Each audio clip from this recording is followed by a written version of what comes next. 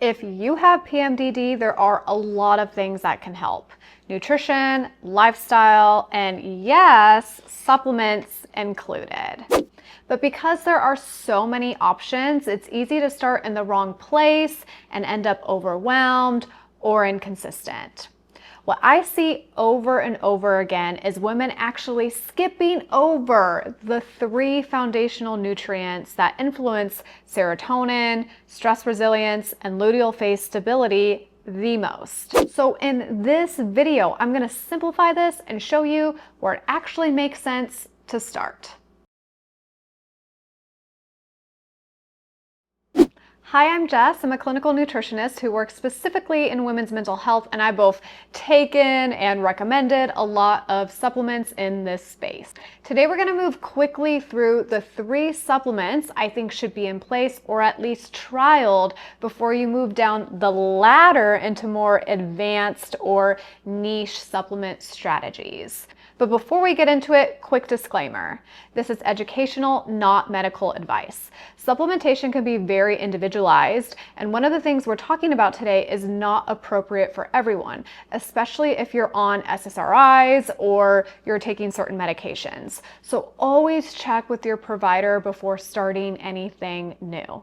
Now, I'm also not going to go into exact dosing, brands, or how to layer these in this video, as I wanted to keep it short. However, I do have a free PMDD supplement starter guide linked below that walks you through typical dosing ranges and the exact examples of the brands I use. I'm not affiliated with any of them. They're just what I see work most consistently in practice.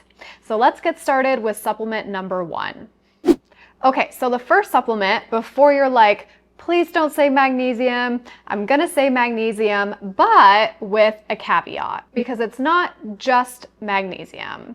Most women have heard of magnesium for PMS, anxiety, and yes, magnesium by itself can absolutely be very helpful for calming the nervous system, improving sleep, reducing muscle tension, and just lowering overall reactivity. But what I've seen over and over again is that when you pair magnesium with a specific other vitamin, the effect feels more mood stabilizing, not just physically calming. And that makes sense because this specific vitamin plays a direct role in neurotransmitter production, especially serotonin and dopamine, which are 2 systems that tend to feel more fragile in the luteal phase.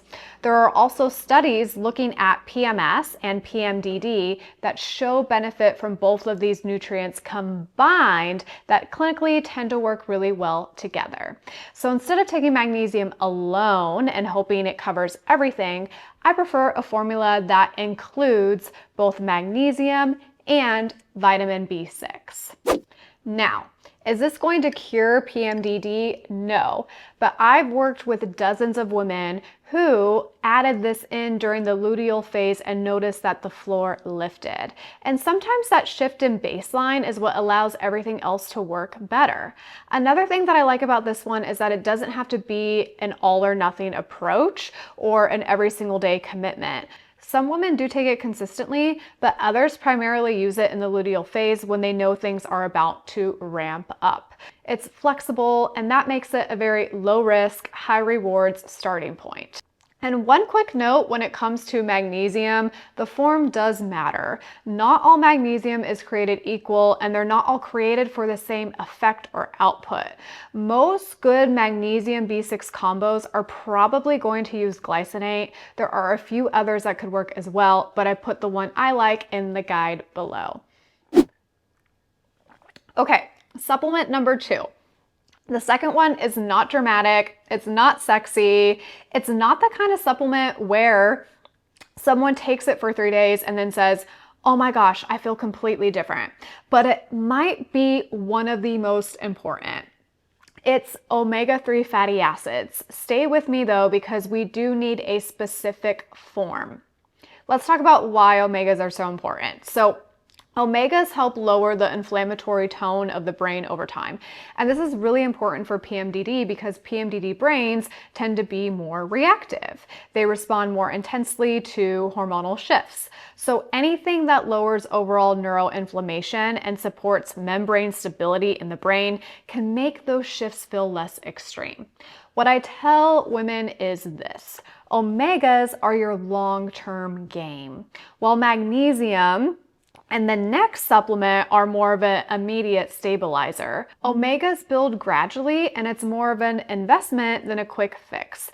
And I say this because sometimes if people aren't aware of these expectations up front, they stop taking them. But omegas support mood regulation more subtly. Over time, they create a more resilient baseline. And that being said, this is a supplement that I do prefer people take consistently across the entire cycle, not just in the luteal phase.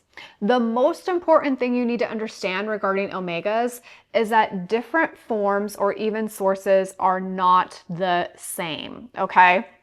What do I mean by this? Plant-based sources of omega-3 fats like flax or chia are great foods, but they don't convert efficiently into the forms that impact mood the most.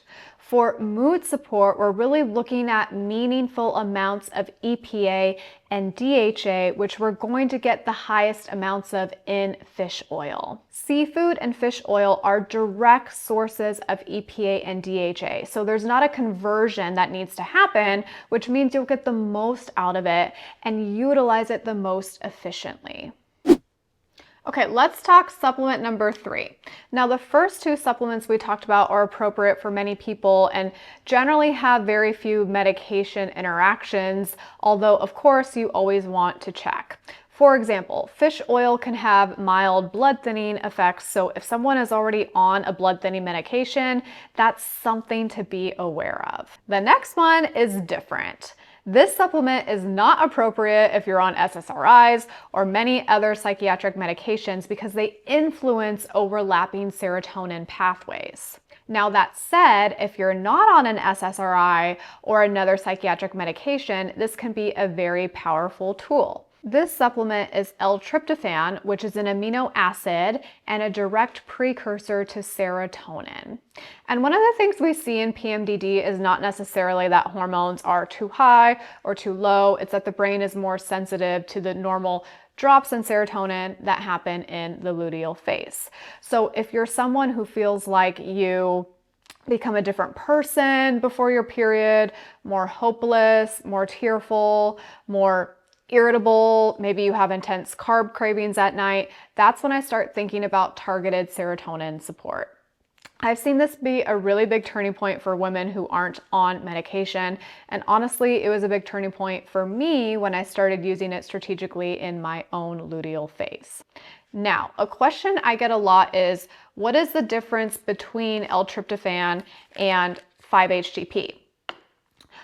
Both are involved in the serotonin pathway. L-tryptophan converts into 5-HTP and then into serotonin. The reason I usually start with L-tryptophan is because it tends to feel gentler. 5-HTP is further along that pathway, so for some people it works really well. But because of that same reason, it can feel more intense and not work for others. So I typically view L-tryptophan as the more conservative and natural starting place. But let me know if you do want me to do an entire or separate video on 5-HTP. So these supplements can absolutely move the needle. They can lift the baseline, they can make the luteal phase feel more manageable. But supplements don't fix everything. For most women with PMDD, real progress happens when we zoom out and look at bigger systems, diet, and other lifestyle factors in addition to supplementation. So if you found this video helpful, make sure you check out some of my other PMDD videos that I'll put up here, where we talk more than just supplements and we start layering some of those other pieces in. And don't forget to download the PMDD supplement starter guide below if you want all of those details that we discussed on the forms and the brands that I like. Hopefully, I'll see you in the next one.